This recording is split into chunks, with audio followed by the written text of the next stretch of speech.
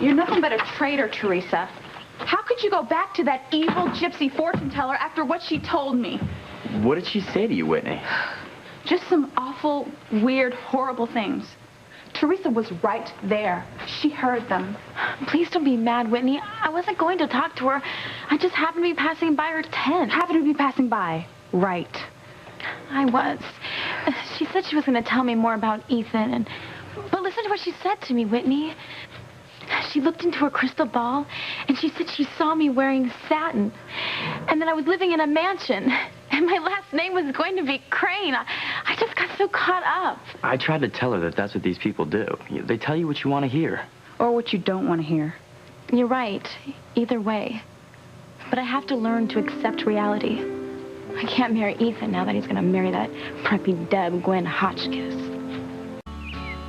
How could you really think that anybody could... Mama, I thought you were at the carnival today. I'm on my way there now, Miguel. Hello, Whitney. How are you? Fine, thanks, Mrs. Lopez Fitzgerald.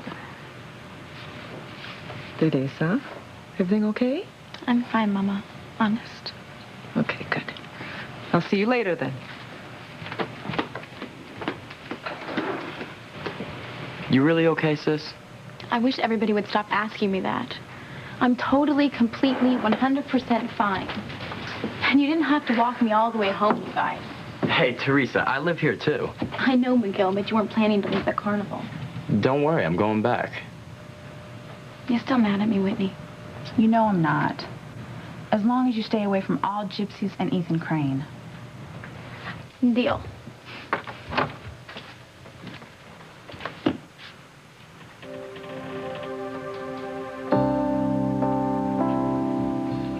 What?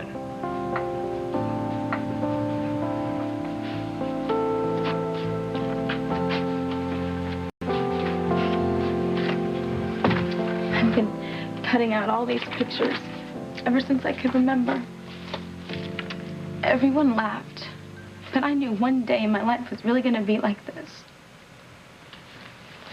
I'd have a dress like this and a ring like this. Theresa, don't. I left this room this morning still believing it was all going to come true.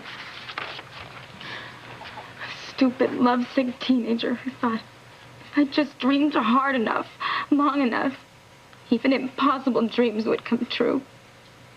What an idiot. Hey, you're talking about my kid sister here. I mean, she's anything but an idiot. What do you call a housekeeper's daughter who thinks she's going to wear clothes and jewels like this? But you know something? I could have lived without the house and the servants and the clothes if I only had Ethan. Teresita. And now I've blown it forever. He thinks I'm a lunatic who wants to hurt him. That's the last thing in the world I'd want to do. And now he's going to marry another woman. Come on, Theresa. Let's go to my house. We can go online, get in some chat rooms or something. Maybe tomorrow, Whitney. Hey, I got an idea. How about I take you both out to eat at the Lobster Shack? Yeah. I don't have to go back to the carnival. Look, I know what you both are trying to do, and I really appreciate it. But I just need some time to myself. I don't think that's such a... I'm fine. I just need some time alone, okay? I want you to call me later, okay?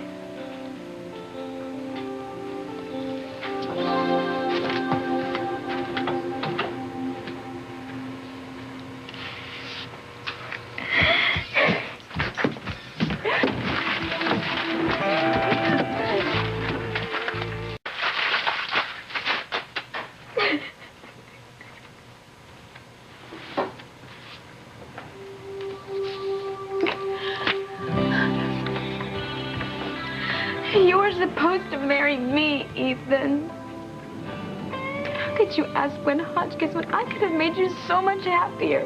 I would have. I know I would have. But now you'll never know.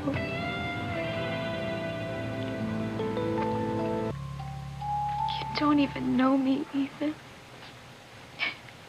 Except as some nameless wacko who covered you with paint and then milkshakes and then barbecue sauce. You actually think I did it on purpose. that I'm some demented local loony with a grudge against you. I swear, it was just an accident. Well, 3 accidents. As if I could ever hate you. What is it that they say? People are all thumbs around the person they love. Well, it must be true. Because I love you. And I swear I'm not usually this clumsy. If I only had one chance, you would realize I was the right woman for you. I was the one you were supposed to marry, Ethan. Over my dead body.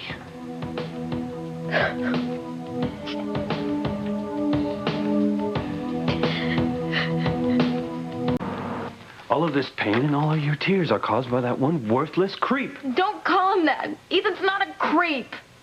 You're standing here crying your eyes out over something that he's done to you, and you're the first one to defend him. I just don't get you, Theresa. I don't get you snooping on me either. You're supposed to be an officer of the law. Whatever happened to the right to privacy in your own bedroom? Isn't there something about that in the Constitution? Not that I know of. Well, there should be. How long have you been standing there? Long enough to see your heart breaking in two. Now, what has Ethan done to you? Nothing. He doesn't even know I exist except for some horrible jinx in his life. And why is that? Doesn't matter, Louise. You can be glad it's all over. All my dreams of ending up with Ethan. So you can celebrate now. Well, you told me you'd given up on Ethan. What happened? I saw him propose to his preppy-dev girlfriend, Gwen Hotchkiss. Oh, so that's what caused all this?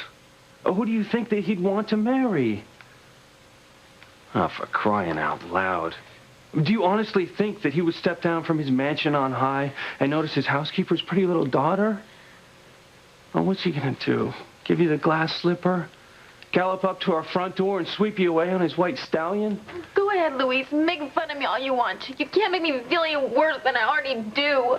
I'm just trying to talk a little sense into you. I mean, I love you, sis. But Ethan's gonna marry within his class. And that's what people like him do. I get it, Louise. I finally get it. I was a total fool to think I'd ever have a chance with Ethan. A fool to think I'd ever have a better life. What's wrong with your life? You have everything that you need? You know what I mean? A life where Mama doesn't have to get up at 5 a.m. every morning to clean some rich people's house. A life where you could go back to college and study law like he used to want to do. And Miguel could go to college of his choice because we could afford it. I just wanted a better life. My little sister, Theresa, don't you know you will have a better life without Ethan?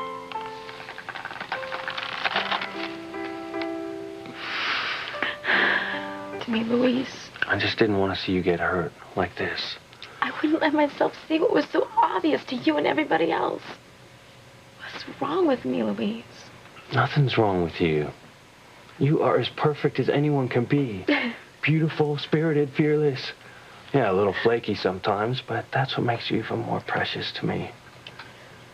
Now, I don't know why anything you do shocks me. I should be used to it by now. I remember when you were about 7 years old, I found you in the bathroom. It was before Mama had got home from work. And you were very carefully applying every bit of makeup she owned.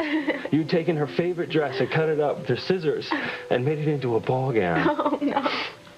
And you said that you realized that you weren't even a member of our family, that you were a princess who'd somehow lost her mother and father, the queen and king, and that you had to find them. Well, so you had to be properly dressed when you did. Are you trying to tell me I've always been this crazy? Well, some of your schemes were a little more than, far out, but, or just like when you said that you couldn't work this summer because Ethan Crane was going to come and take you away from all this. Yeah, and now instead of a first date with Ethan, I've got a date with a whole lot of fish at a smelly old cannery. Yeah, I'm sorry, honey, but it was the only place that was hiring for the summer, and you need to save money for your college fund. That's all right, Louise. As long as they don't have me cleaning fish my first day. I just got my nails done. You're exactly the same as you were when you were 7. I'm not so sure that's a good thing, Louise. I think it is. And just for the record, you don't need Mama's makeup or Ethan Crane to make you a princess. You have always been one to me. Let him marry his Deb. He's not worthy of you.